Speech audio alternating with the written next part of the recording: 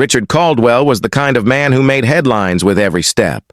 A self-made millionaire, he had built his empire from the ground up, turning a small tech startup into one of the most powerful corporations in the country. People admired his brilliance, envied his wealth, and feared his ruthless decision-making. But behind the tall iron gates of his mansion, Richard lived alone. His house was filled with polished marble floors, priceless paintings, and chandeliers that sparkled, brighter than the stars. Yet it was silent. No laughter, no warmth, no family. Richard had always believed money was the only thing that mattered. Love was a distraction, family was a weakness, and loyalty only lasted as long as the paycheck. That belief was about to be shattered. One stormy night, as the rain battered against the windows, Richard's butler entered his study holding a worn envelope. "Sir, this just arrived. No return address." Richard opened it impatiently, expecting another lawsuit or business proposal. But as he read the letter, the blood drained from his face.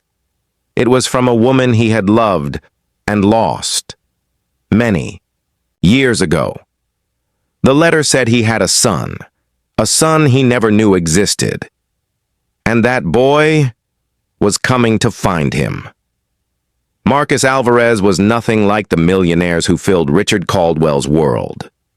At 23, he worked as a janitor in a public school, scrubbing floors at night and helping his mother pay the rent on their small, crumbling apartment.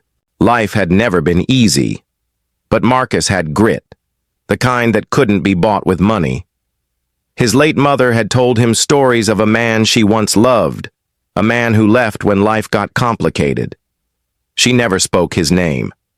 Only on her deathbed did she whisper, "Your father is Richard Caldwell." The name meant nothing to Marcus at first, but when he searched it, he almost dropped his phone. His father wasn't just alive. He was one of the richest men in the country. Marcus didn't want money. He wanted the truth.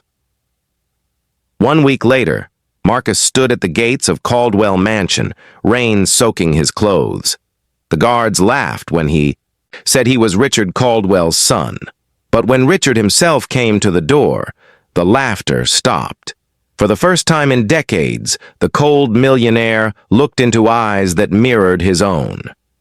Richard didn't believe it at first.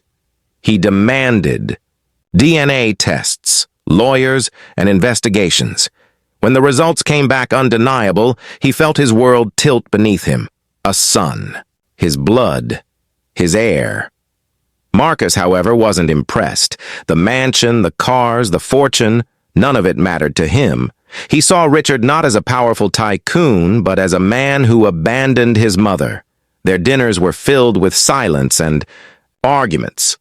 Richard scoffed at Marcus's small dreams, while Marcus accused Richard of being heartless. "You think money is everything?" Marcus snapped one night, slamming his hand on the polished dining table.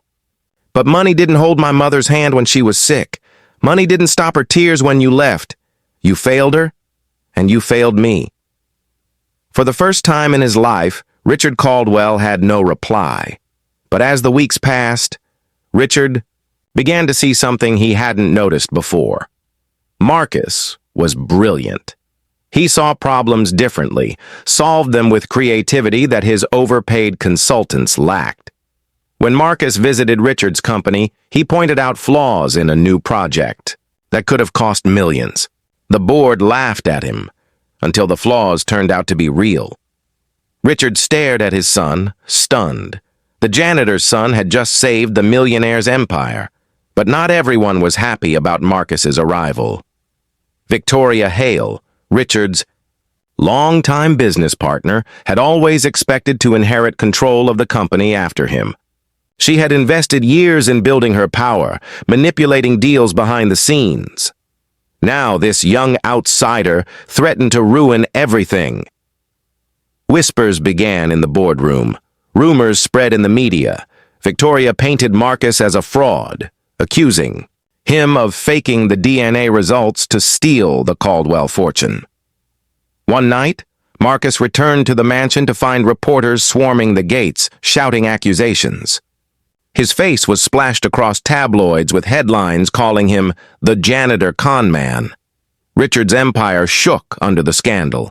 Investors demanded answers. For a moment, Richard doubted Marcus, too.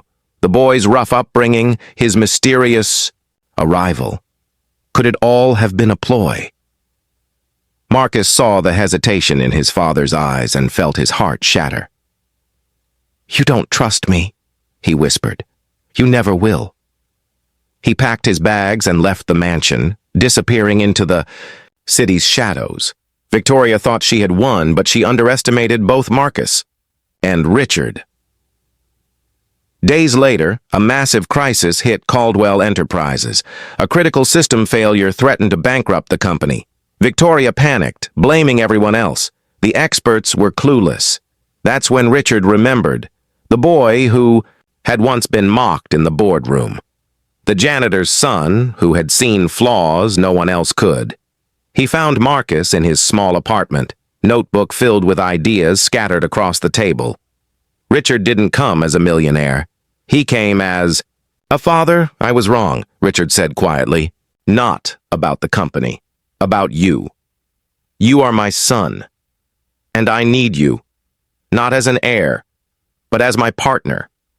Marcus hesitated, the old wounds still raw, but he saw something different in Richard's eyes this time. Not arrogance, not control, but humility. Together, they returned to the boardroom. Marcus opened his notebook, presented his solution, and within hours the crisis was resolved. The company was saved. The boardroom erupted in applause, but Richard didn't care about the company in that moment. He turned to Marcus and placed a hand on his shoulder. "You're not the janitor's son," he said proudly. "You're my son, my legacy." Months later, the Caldwell mansion wasn't silent anymore. It echoed with laughter, with life. Marcus didn't just save the company. He transformed it, creating scholarships and programs for underprivileged youth who reminded him of himself. Victoria was gone, her schemes exposed. Richard, once known as the cold millionaire, was now remembered as the man who changed because of his son. And Marcus?